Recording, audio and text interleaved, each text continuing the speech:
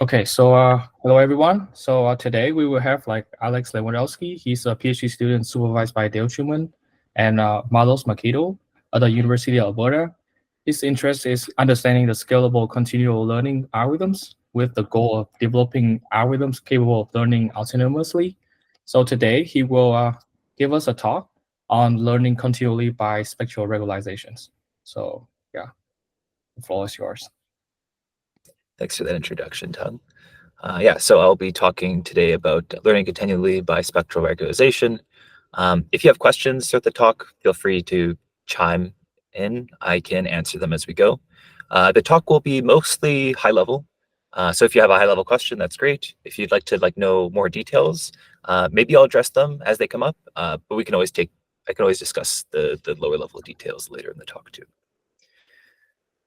So before I go into the details of what I'm going to be talking about, spectral regularization, I thought I'd go over a little example demonstrating the problem of continual learning. I'm going to do so through this history of nice. So it turns out the meaning of this word nice has changed a lot over time. So consider the problem that some ancient alien AI faces, where it hears the phrase, my supervisor is nice. And so in the 1200s, the word nice meant foolish. And so when it heard it for this first time, it figured out from context, my supervisor is nice means my supervisor is foolish. And so it ingested that word, learned its meaning, and used it, throughout the day. Time goes on from the 1200s to the 1300s. The meaning of this word actually changes. It's no longer the meaning is no longer foolish, it is timid. And so when it hears this new phrase, my supervisor is nice, now, instead of thinking my supervisor is foolish, it needs to distinguish between, is my supervisor foolish or is my supervisor timid? This distribution shift from the 1200s to 1300s is okay. The ancient alien AI is smart. It picks up this new meaning for the word nice, but time goes on again. And then in the 1400s, now there's a new meaning for this word nice. Now it means delicate. And at this point, maybe the alien AI is getting a little tired of all these changes to the word's meaning. So it might have decided to forget the word foolish, or the meaning of the word nice as foolish, or decides not to use it anymore. Time still goes on, and in the 1500s to the 1600s, now it means careful. And at this point, it's getting very tired of all these changes, and it decides from now on, I'm only going to be using the word in the context of careful. Time goes on again. In 1700s, it actually means agreeable, but at this point, the AI is finished. It doesn't want to learn anything new about the word nice. It's tired of all the changing meanings. From now on, it's only going to be using the term in the context of careful. And then finally, in the 1800s, it's like the more present definition in terms of kind. And at this point, maybe the alien AI just short circuits and forgets every single version of the word nice, and also refuses to learn any new version of that word. And so this is not really desirable for a continual learning algorithm. Continual learning means, you learn forever, you continue to learn. And so what we want at a minimum from the system is for it to be able to adapt to these changes. If it forgets things here and there, that's fine. At the very least, we would want it to be able to pick up on new definitions. So that's the topic of this talk. And what we propose is a method called spectral regularization for continually training neural networks and continuous supervised learning. And so I'm going to go over slightly more formally this notion of learning continually and discuss the notion of plasticity and trainability. Then I'll motivate our method spectral regularization in terms of understanding what trainability means at initialization and how can we sustain those properties. And then finally, I'll talk about represent some continual supervised learning experiments. Okay. So plasticity and trainability. You may have heard this term plasticity in the context of continual learning. It's been picked up a lot in the last couple of years. Recall the definition of continual learning that I intuited from the example about the ancient alien AI. It's about sustaining your ability to learn. As you see new context for a word or as definitions change, you can pick up on these new definitions and use them. So this paper by Shabansh Doher on continual backprop kind of introduced the idea of neural networks losing plasticity over time. And they define this idea of plasticity as the ability to keep learning from new data. Learning usually means generalization, right? Like you see some contexts, some examples, and some labels, let's say like an MNIST. You don't just memorize all the examples, right? You learn something. You're able to generalize to data that you haven't seen before. So when we think of learning from new data, what we really mean is like understanding, or the agent is able to identify like the underlying concepts of the data, generalized to new examples. But we can think of something slightly simpler. Instead of plasticity and learning, we can think about trainability and optimization. So I changed a couple words here from plasticity to trainability. And the definition for trainability is the ability to keep training from new data.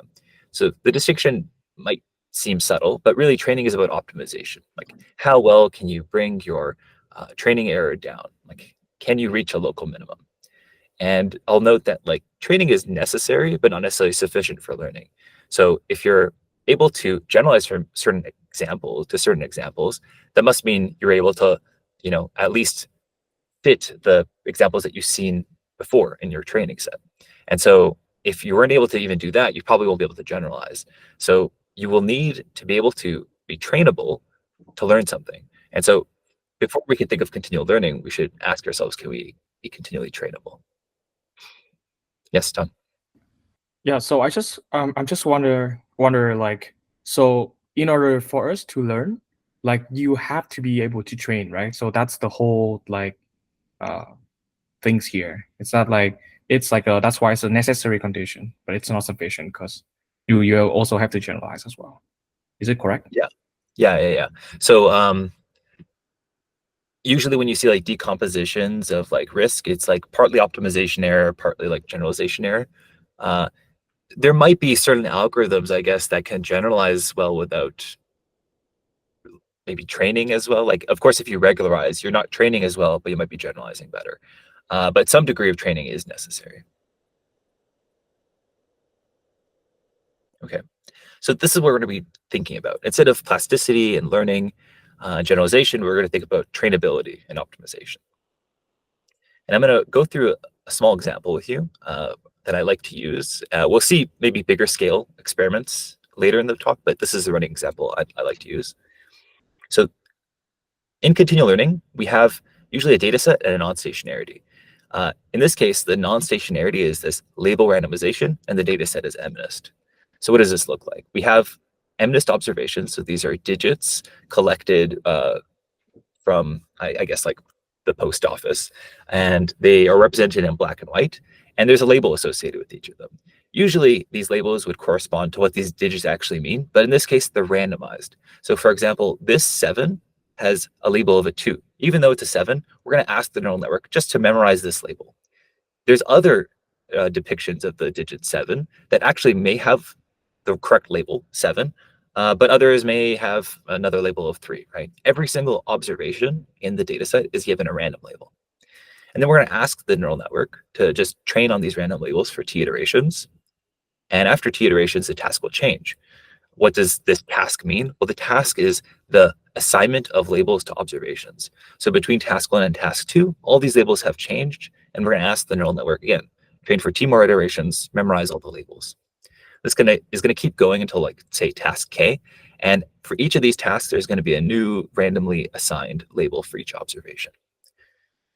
And so what we're going to be asking ourselves is, if we were to train a neural network even without any regularization, just using SGD on the sequence of tasks, can it keep memorizing labels?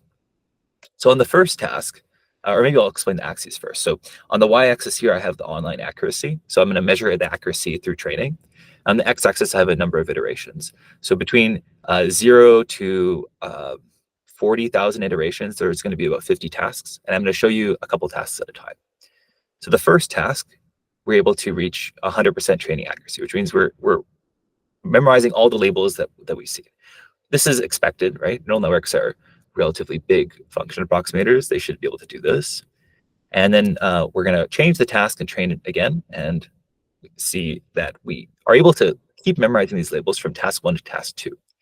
But as we keep going to task 4 or task 8, this ability to memorize these labels goes down. We have this loss of trainability. And if you keep going, it just keeps getting worse. So we go from being able to fit perfectly all these training data to the point where we're getting about 50%. And I'm going to summarize all of this by just looking at the training accuracy at the end of each task, and the curve looks something like this. Initially, we're able to fit the data perfectly. Over time, we get something about like 20% accuracy. And again, we were able to do this at initialization, but we lose this ability over time. That's why it's referred to as loss of trainability. So what matters for neural network trainability? This is actually a pretty important question, like in the early stages of neural network research, maybe 2 decades ago. If you were to take a neural network and design your own AutoGrad software, you may or may not be able to get your neural network to train on some data set. But after some research on like improving architecture and initialization, the optimization landscape before all of that kind of looked like this, where this is kind of a simplified depiction of what the optimization landscape looks like. But you can imagine the height of this surface as the training loss, and the 2 spatial dimensions as like 2 particular parameters, or a projection of the high dimensional parameters into this 2-dimensional space. And so if you get initialized somewhere in these troughs, it might be very difficult to escape and find this good minimum because of the curvature of this landscape. And then, after decades of research on architecture and initialization, we have something that looks a bit more like this, where all those bumps have been smoothed out. And so it's quite easy to go from any particular initialization to the minimum, because it's essentially a quadratic and convex. Okay, so it seems like neural network trainability is important. It might be particularly important for continual learning, where we don't really have control over where we initialize at later tasks. But nevertheless, maybe we can attempt to understand trainability better at initialization, and then use that information to design better methods for continual learning. Yes. I'm just curious, like about like the previous slides. Like, can you just like briefly explain like why you causing like a drops there, like a drops in like the accuracy there, like You mean like here? yeah, here, like why when you increase the number of iterations, like, and then when you reset the task, like why it's dropping? Because like Yeah. it's just intuition, high level intuition. Sure. Yeah. Sure. So of course, like at initialization, like let's say you randomize your neural network parameters, your predictions on any given observation are going to be at chance. There's 10 classes, and so the chance that you'll get a particular image right is 10%, because you haven't done any training. The question is, when you go to the second task, why does it drop? Well, think about like the task being faced here, right? If you have all these labels that you've learned, like you see this image, I guess it's a 5 or something, and you've learned that it's a 1. And then if you were to the second task, well, that image is now a 2, right? So you're going to be wrong on almost all of the images, except for some images where by chance, maybe the label didn't change, because these are randomly assigned. So all the information that you learned from before is no longer correct. And that's what's leading you to be incorrect at the beginning of a new task. That's what is happening at this drop here. I see. All the information you learned from that previous task is useless in this context of continual learning. Not all tasks, not all problems are like this, but this one is. I see. But then what happened like at the like a 10,000, like 100,000 iterations, like why it's not going to like up to 1 again, like why just like going to like I don't know, like 0.9 or something like that, and then it's go down to like 0.3, something like that. Yeah, that's exactly the question. Why are neural networks losing trainability, or why are they losing plasticity? That's the question that we'd like to understand. It's not so simple. There's many different things that contribute to this effect. For example, you might have thought that the way I set up the problem, random labels, is kind of strange. And it's by design, actually, because MNIST without randomization of labels is actually quite simple. You can fit a linear function and almost perfectly get relatively high accuracy, like maybe something like 99% accuracy from a linear function approximator. With random labels, that's no longer true. Like the problem is more difficult to represent. Like the target function mapping particular images to random labels is just more complicated. And so because this problem is a little bit harder to learn, you see this loss of trainability quicker. If you were to do other problems, like let's say reinforcement learning, there is some evidence to suggest that like loss of trainability also happens in reinforcement learning because you do have distribution shifts. But it might be much slower because, for example, if you were to learn a value function for your initial policy, like a random policy, and then you were to update your policy, maybe the policy doesn't change that much. It's better than random, but maybe for a lot of states, you're still picking the same action. The non-stationarity isn't so severe. Whereas in this case, the non-stationarity is severe. You have to retrain on every single observation that you've seen so far. And so that's what's kind of, those are some factors that contribute to this loss of trainability, but it's not fully understood.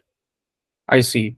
So like just a bit spoiled. So you're saying that like the spectral regularization will improve like what is happening here, right? I think it's supposed to be like all one for all across iterations. That's it should happen, right? Not like just like decreasing over time.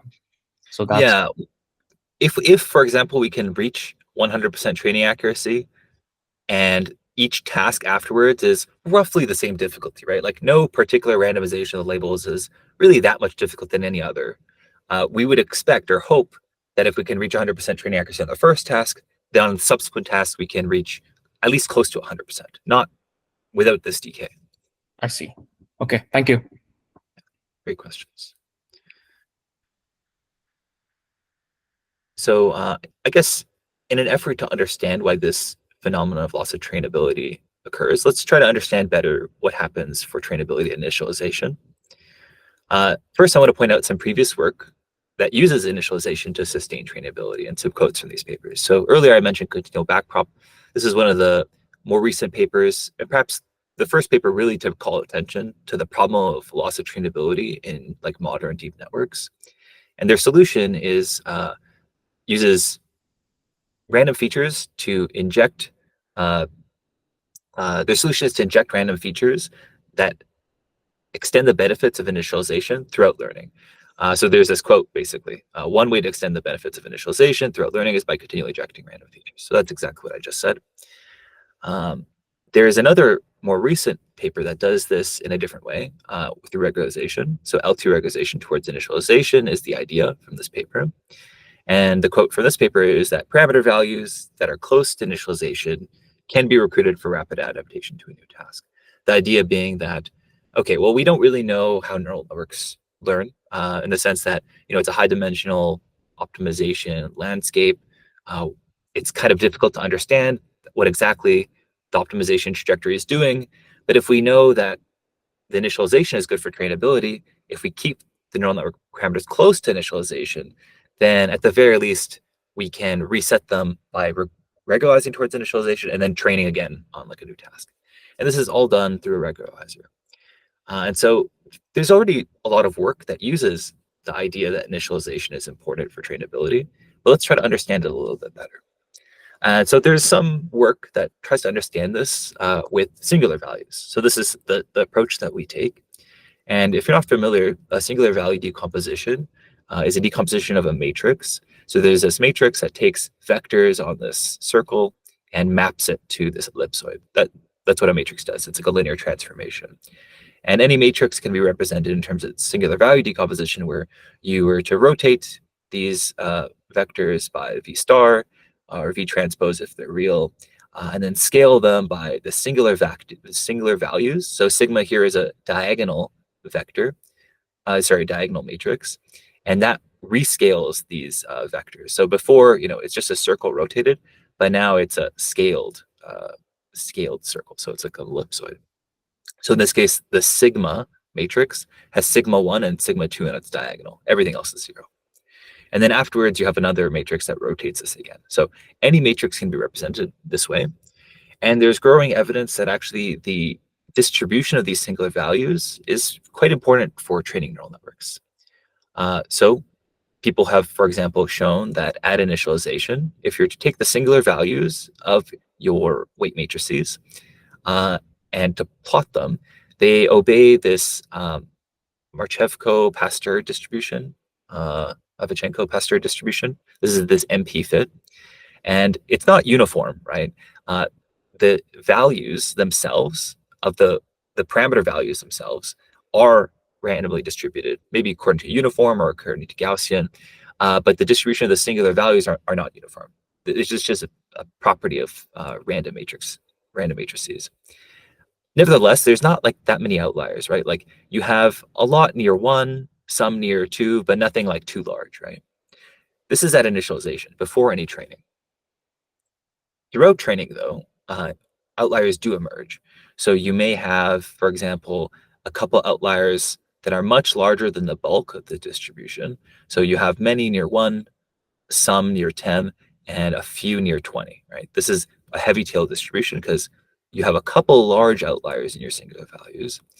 And you may even have a rank collapse where the bulk here gets collapsed into something very close to 0, and you can't even see them, but you have a couple outliers that are much larger than near 0. So in this case, in either of these cases, we have large outliers, and this might be problematic for learning because we knew that initialization was important, and the initialization had this property, this distribution with singular values. Yes, Mark. Oh yes. So I just wanted to ask. This is, if I understood correctly, you have it's easier. I have a better property for learning when I'm closer to initialization of the weights. But is this initialization just random initialization for parameters, or is this just what's the initial distribution of the weights? Is it like a set standard deviation or anything? Yeah. So Gauss, there's a couple of choices you can have to initialize parameters. I think in this plot, it's Gaussian. That's just the results that people have for like closed form distribution of singular values. So for each of your weight matrices in your neural network, you'll initialize them by sampling from a Gaussian distribution where the standard deviation might depend on like the input dimension and output dimension for that weight matrix. Oh, got it. Thank you. Yeah. So at initialization, we have these random values. They're singular values. The singular value of that matrix looks a bit like this. And then throughout training, of course, we only randomly initialize once at the very beginning of training, but then we learn from data through gradient descent. And that's what drives some of these values to get large. So this might be a problem. And let me just verify that in the earlier example I showed with random label MNIST, that the maximum singular value does indeed grow. Again, at initialization, we have something like 2.5. Later in training, it's something like 20. So does this happen in practice as well? So initially, we have something close to 2, less than 2, because maybe the neural network that I was using was a bit different from the paper I was citing. But over the course of training, it increases. And as we saw before, the trainability goes down while this is increasing. So maybe that's problematic. We can also see that even the minimum singular value in this case goes up, but not at the same rate. And we can actually summarize the relative distribution of these singular values by the rank. Not the exact rank, though. The exact rank counts essentially the number of 0 singular values. What we're going to show is something called the effective rank, which measures the dispersion of the singular values. What this is showing is that the effective rank is going down. And what this means is that the larger singular values are becoming larger faster than the smaller singular values. Initially, it's close to 100. Later in training, it's closer to 40. And so this might be cause for concern. And this is what we're going to be focusing on. Just to summarize the story that I painted in the last couple of slides, at initialization, we have small random values according to maybe the sub-Gaussian distribution. This leads to approximately uniform spectrum, where the spectrum is this distribution of singular values. And then over the course of training, we'll be doing continual learning. And because we keep learning things, we keep getting these outliers in the spectrum. These outliers in the spectrum contribute to low rankness of our weight matrices. And perhaps maybe this low rankness contributes to loss of trainability. And so based off of this story that I'm telling, our solution is quite simple.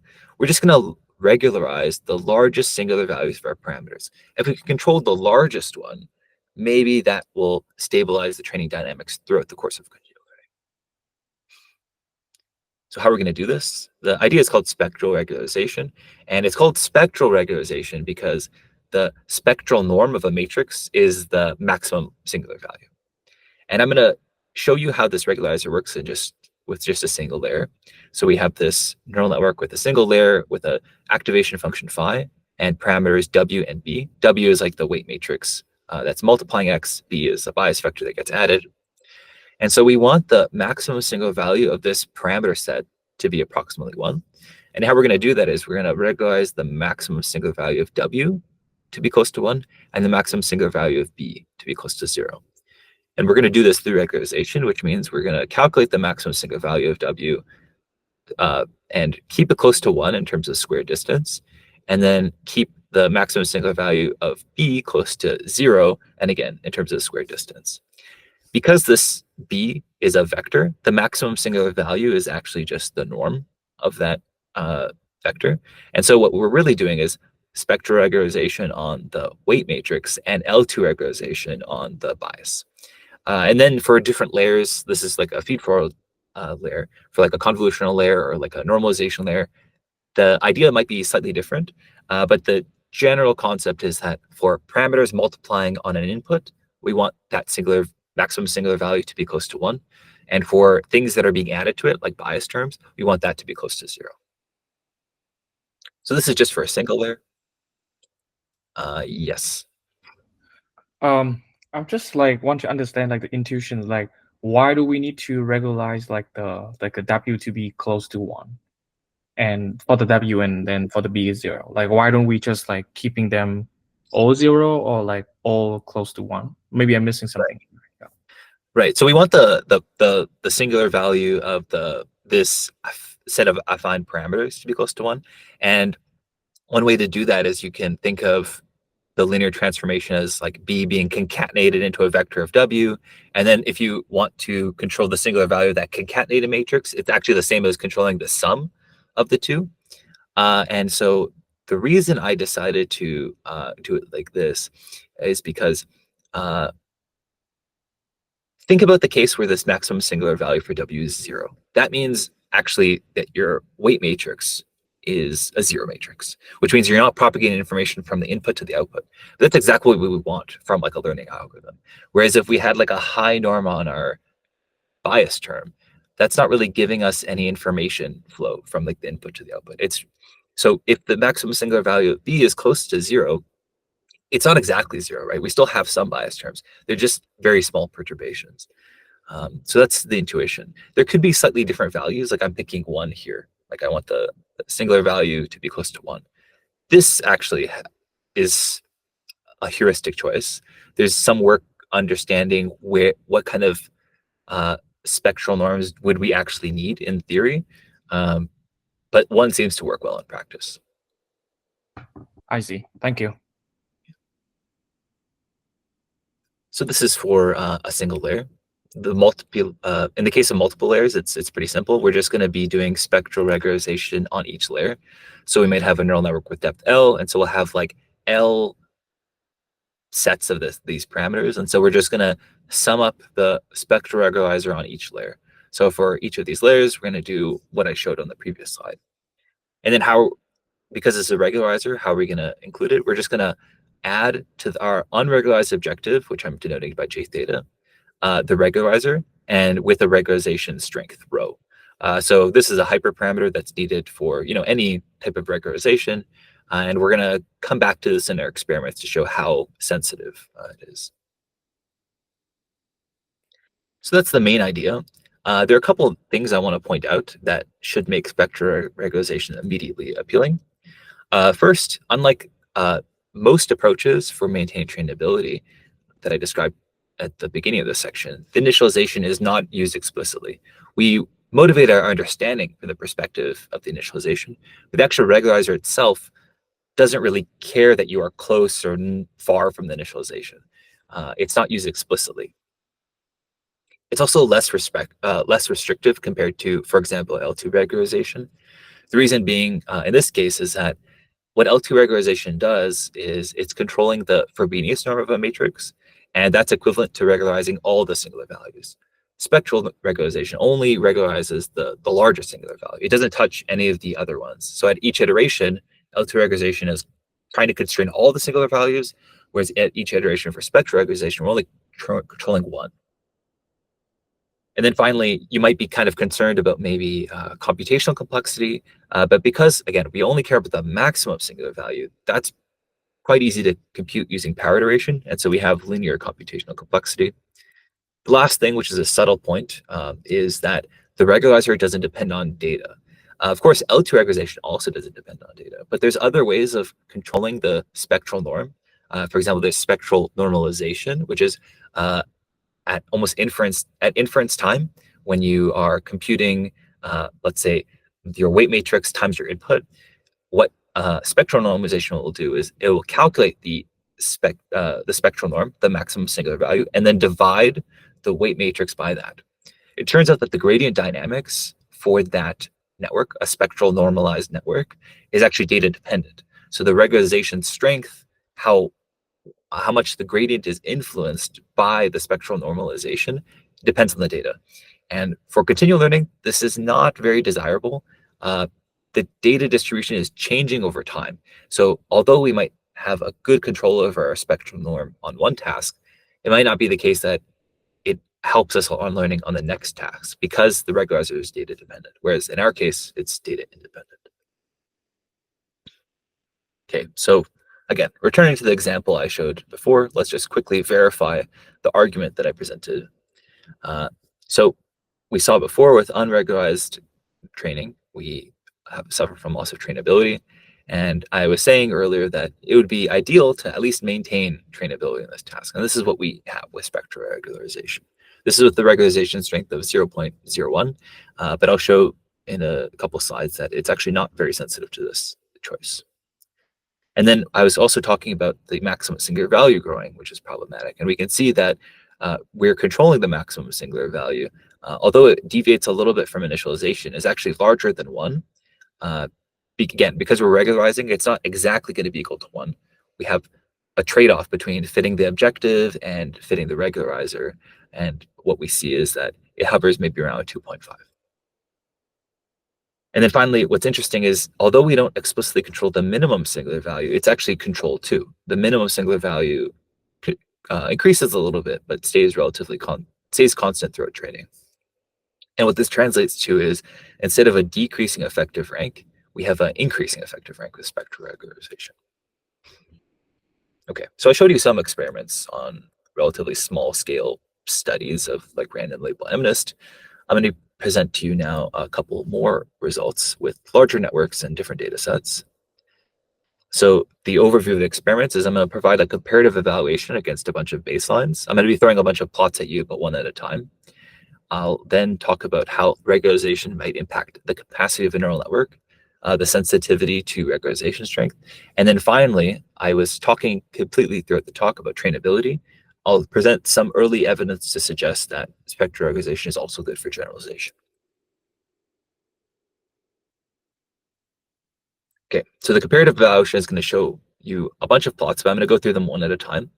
First, we have, in this case, random label SVHN2. So again, the non-stationarity might not seem very interesting. Memorizing random labels is not like a very realistic problem, but we just want to verify that what we saw on the smaller neural network on MNIST also happens on larger data sets with, in this case, a ResNet 18. And if you were to use an unregularized ResNet 18, after about 25 tasks, although you could fit maybe 80% of the observations as SVHN2, over time, this decreases to about 50%. There's this idea of dormant neurons. So with ReLU activations, 1/2 of the activation is 0. As you accumulate as you train for a long period of time, some of these ReLU activations may stay 0 on essentially all examples that it has seen. That's what's referred to as a dormant neuron. And what the idea behind dormant neuron recycling is just to reinitialize these dormant or dead neurons so that they are like alive again. And so dormant neuron recycling was motivated from the perspective of reinforcement learning, where normalization layers were not used very much. In this case, because we're doing like image classification, ResNet 18 has like batch norm layers. And this method redo, which is recycling dormant neurons, doesn't seem to be as effective. I will say though that on smaller neural networks that I've experimented with, it is quite effective, but on larger scale networks with batch normalization, it doesn't seem to be as effective. Then we can just do the simple thing of regularizing our parameters towards 0. This is L2 regularization, and it seems to do better than the unregularized case, but still you lose trainability compared to initialization. Then there's this idea called shrink and perturb, which is essentially L2 regularization towards 0 plus noise. So it combines, in some sense, dormant neuron recycling in the sense that it adds noise and soft resets neurons, and also regularizes it. So it seems to be a little bit better than L2 regularization alone.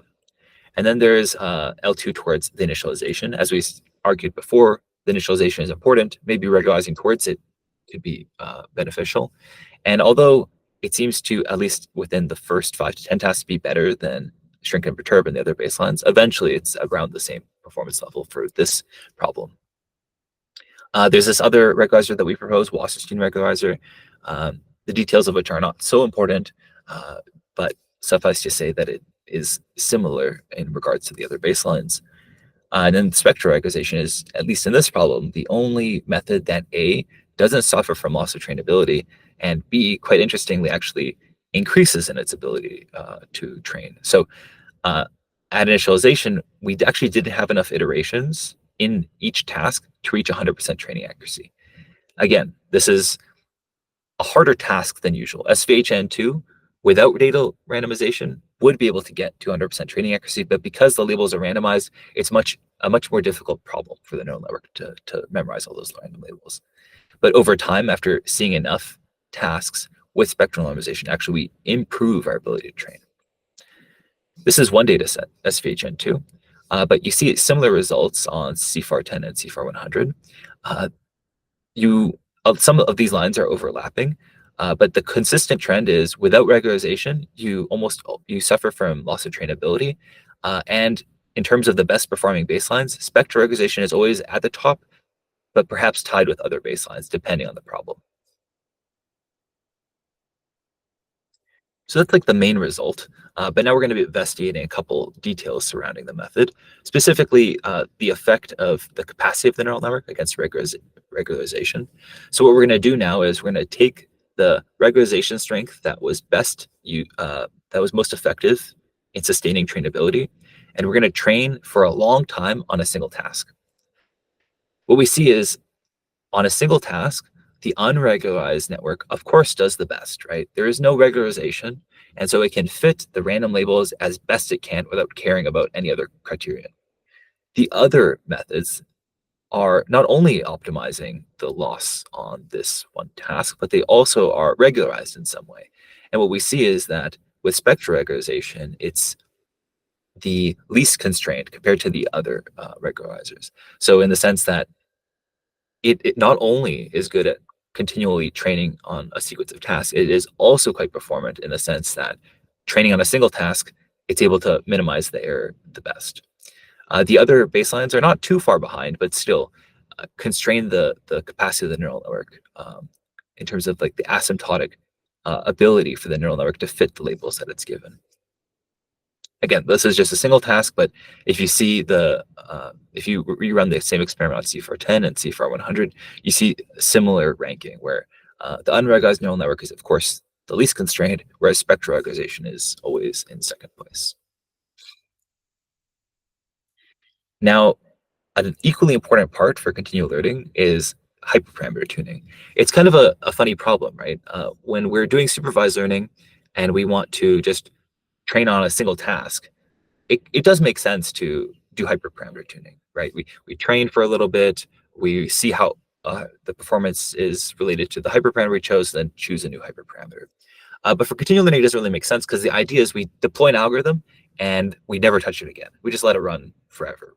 That doesn't really make sense for hyperparameter tuning, right? Like, how can we tune a parameter if we don't really know how long we're going to be running this algorithm for, or what type of data it's going to encounter? And so insensitivity to regularization strength is particularly important.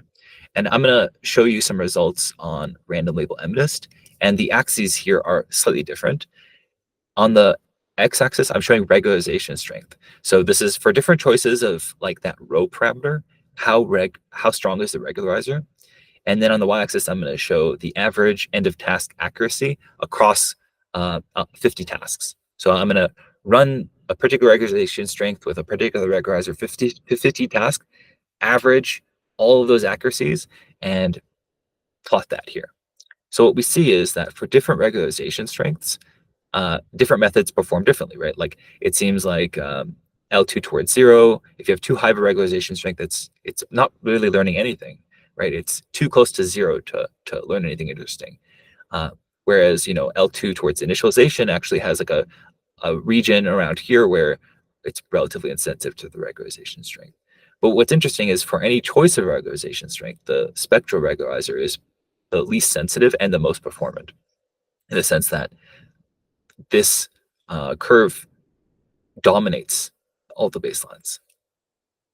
This is for a 40 epoch, so you might ask the question, if we were to give the neural network more iterations per task, how much better can you use that capacity? And all the methods improve with more iterations, right? But this gap between the regularization strength choice and the performance given that regularizer doesn't go away. This is without layer norm, which, layer norm is particularly helpful in improving trainability, especially for deeper networks. So let's try the same experiment with layer norm. And we see almost all the methods are better with layer norm, and yet the sensitivity to the regularization strength is still the least sensitive with spectral regularization. Whereas if you over-regularize on these other methods, you are particularly damaging the neural network's capacity, whereas without that, you aren't. And then finally, if we were to train for much longer with layer norm, we have almost this flat sensitivity with spectral regularization, whereas you can still over-regularize with these baselines. So in conclusion, in the context of sensitivity to regularization strength, spectral regularization is a particularly good choice. The last result I'll show is on generalization. And for this, I'll focus on CFAR 100 with ResNet 18. Here, the non-stationary is slightly different. With random labels, there's no sense of generalization because you can't learn anything from random labels. So in this case, what we're doing is we're permuting the inputs, the observations, the pixels. We're reordering the pixels at each task. And so that reordering is consistent across all the observations within a task. And so the task from the point of view of the convolutional neural network does change because the pixels are randomly ordered. But if it learns that ordering, then it can generalize to new examples. And so this is CFAR 100. There's 100 classes. And if you were to guess completely randomly, of course, you'd have a classification accuracy of 1%. As we train on some number on 100 tasks, what we find is without regularization, we're actually improving, but we aren't able to sustain that performance for generalization. We're actually decreasing a little bit from maybe 26% to 24%. Whereas with spectral regularization, it seems like it goes up and then stays relatively constant and above the other baselines. This is, again, consistent for different choices of data sets. So we can apply that same non-stationary to SVHN2 or CFAR 10 or CFAR 100. And the trend is the same, where the generalization performance of the unregularized network can increase, but it can't be sustained. Whereas with spectral regularization, it can be not only sustained, but increased over the number of tasks. We ran also the same experiment with a vision transformer, and it's kind of surprising that the performance is quite different, but I suppose there is a good case being made that vision transformers are particularly good for generalization, or transformers are in particular good for generalization. And we see the same trend where the performance for the unregularized vision transformer can be increased, but it can't be sustained. Whereas with spectral regularization, not only can it be sustained, but it can be improved over time. In the context of CFAR 10, we see a couple more ties in the baselines at the top level, and for SVHN too. But for CFAR 100, we see this clean separation. So at least in some cases, it seems like spectral regularization is particularly good for improving generalization over the course of continual learning. So just some concluding thoughts. So the summary is that we discussed this idea of trainability. It's an optimization perspective on plasticity.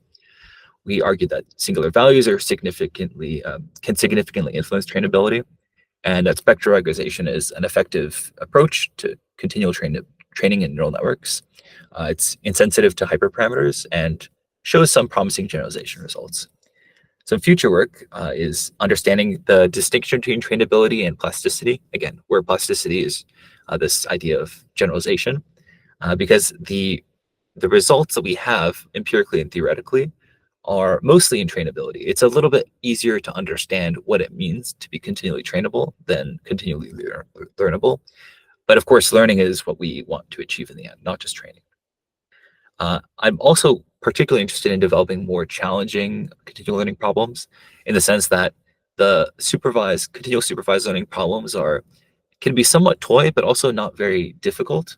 They're neither realistic nor challenging, whereas I would be interested in designing problems that actually kind of stress the ability of a learner to learn continually while adapting to changes over time, rather than just abruptly changing the task every, let's say, t iterations.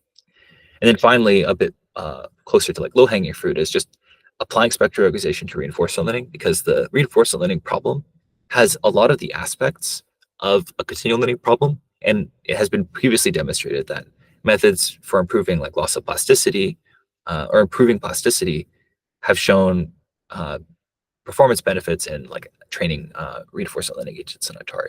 And so I'm particularly interested in applying spectral regularization in that setting.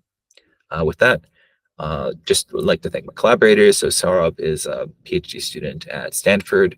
Dale and Marlos are my supervisors at U of A. And Andras is a research scientist at Google DeepMind. This is the paper link and the QR code. Thanks.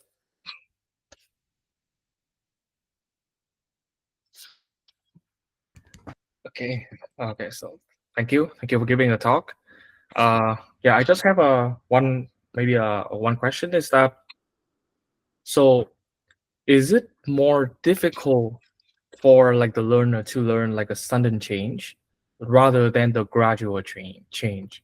Because like it's or maybe like I'm missing something, but like is because like it seems to me like intuitively, like let's say if you like you can frame the problems like shoppings, so there will be some hours that like there will be more like shoppers want to go to the shopping, so like the system can, but like that amount number can like maybe like gradually change, or there will be some signals that it will be changed, so I think the system can continually adapt to it. But let's say if like some surprising event has happened, then it's suddenly changed. So my intuition would be like, okay, so that example would be much more difficult to learn compared to the one that it's like gradually change and it's more signals that it will be changed. So like, and then you also mentioned that like in your example right now, it has a sign of like abrupt change, which is similar to like suddenly change, something like that. You just like switching the label without letting the learner to know like at what time you actually change. So is it safe to say that like if you can learn like even with this talk example of like suddenly change like that, can it also learn in like a more like gradually setting, or like it's not going to be equivalent, something like that? Yeah, it's like an approximation to maybe what the real world is closer to, right? So it's also a little bit difficult to disentangle some things. So, for example, you may think that small changes are better, but sometimes the world does change abruptly, and being able to adapt to that is important. The other thing is, for example, you can not change all the labels, but some portion of the labels. And there's a result in a paper like Understanding Plasticity in Neural Networks that shows, isn't that? Yeah, I think so. That shows that if you randomize a portion of the labels, not like 100% of the labels, but let's say 10%, you pick 10% and you change those. As you vary this proportion from larger to smaller, this phenomenon happens later on. Like if you only like were to flip, let's say one image every t iterations, then yeah, it'll take many task changes for this problem to show up. But does that exactly capture what you mean by changing slowly? Maybe not, right? Because for any particular example, data is still changing abruptly. It's just not on all the examples you're changing. So in some sense, it's slower, but in other ways, it's not. The other thing I'll say is that you could imagine that the target changes slowly in the sense that doesn't really make sense for classification, right? Because we have one-hot labels, but like in value-based reinforcement learning, where we're learning a regression target, the target might be changing from, let's say, a predicted value of 0 up to like 0, 0.1, 0.2, 0.3. And this we can control in the sense of like how slowly or quickly it's changing. So in that setting, I'm not exactly sure if there are any results for that. But I guess it depends on what you exactly mean by slowly changing. There's many different definitions. I see. Yeah, I think Mark have a question. So So while we're on the topic of changing, um, does continual learning still cover when I change the number of labels? So for example, from your studies, what if I just started 1, 2, 3, 4, 5, train it on MNIST, and then I do another task when I train it to 6, and then I train it to 7, or I'm just changing the final layer of the softmax, but I'm still applying spectral norm to the other layers. Would that still be covered in continual learning, or is that just another paradigm Mhm. itself? Yeah, like in some sense, continual learning is a quite general framework, and we don't really know exactly what that framework is. It's not like we have something written down, like this is all of continual learning. It's kind of like right now a mishmash of like problems that we think fit that. Uh, could you restate maybe what exactly was the problem? So you have some set of MNIST images, you Yeah. change one at some point and then another at some other Oh point, no. or I mean, I'm saying I'm adding labels, like I'm adding categories that I need to protect. That's what I'm continually learning. yeah. So that is a continual learning problem that people have been looking at, and I don't know if in my paper we look at that. I definitely didn't present results here. It's called class incremental continual learning. So yeah, you have some subset of labels and then that grows. Um, I do agree that that's an interesting problem, especially like let's say in the context of language. I think for image classification, it too is a little artificial. Like in what scenario do you know that you will encounter a particular label, but you have no examples for it right now? Like that seems like maybe that happens, but it seems a little unsatisfying still. Whereas in language, definitions of words change. I'm a bit more curious to apply some of these ideas also to NLP. I just don't have the background for that right now. Okay, makes sense. Thank you. Yeah. So there's like a class incremental continual learning, uh, task incremental, and domain incremental. I don't think that even covers everything, but those are like the three terms that are commonly used in continual learning research. I remember trying to think, where does reinforcement learning fit in this? Because it does seem like a lot of reinforcement learning problems are at least sometimes continual learning. Like, if you can't find the optimal policy, then you're always going to be changing your value function. You're always going to be changing your policy, but it doesn't really fit into a box very nicely. and do you think like part of the because like do you think part of the problems with like the continual learning like formulation it's coming from like we discretize like the time step like because like it's just like maybe because I haven't watched like a thesis presentation from Chris, but I think Chris doing something with like the time step discretations discretize something like that. I don't remember exactly, but it just like give me some inspiration because like it sounds like because like it's not smoothly changing. You still have like some like suddenly changed, even like how you define like sudden means, right? But if you really like discretize like the time step to be 1, 2, 3, 4, then if you look at that particular time step, then it's also like sudden change. But if you kind of like smooth things out a little bit, then like a time step, then maybe it's not suddenly changed. I don't know. Yeah, just curious. Yeah, that's a great point. You could put it another way, right? Like if I had the task ID in some sense, then it becomes not a continual learning problem. Then I can map task ID to random label assignment or something like that. Or you might say, I don't have the task ID, but I have a time step, and the time step could be mapped to a task ID and then turn it into a continuous problem.